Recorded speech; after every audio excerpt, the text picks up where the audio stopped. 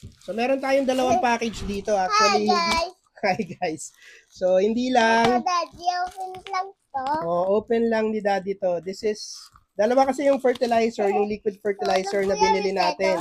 At tapos, sabay ko, tapos Hmm. daddy's open to. Wait Okay. lang. Wait lang. So, meron tayong Wait lang, biniling daddy, wait lang. potassium, Ow. combination ng potassium at saka iron na liquid fertilizer. Tapos bumili rin tayo ng macro Wait fertilizer, lang. pang backup. Ano? So, ito yung, Backpack. hindi ko alam kung ito yung macro or yung Ito yan. iron eh. Daddy, ito Ito yan. yun. O tayo, iron and potassium, Gwen's Aquatics. Open.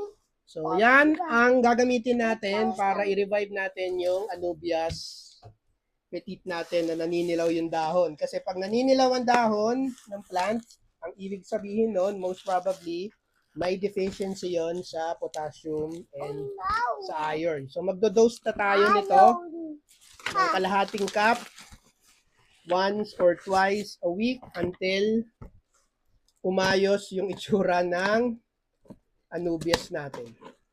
So, ito yung, I guess, ito yung macronutrient. So, yan. Ito yung macro minerals from Gwen's Aquatics.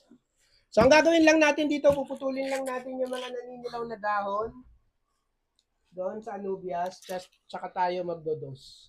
Lapit ka ito.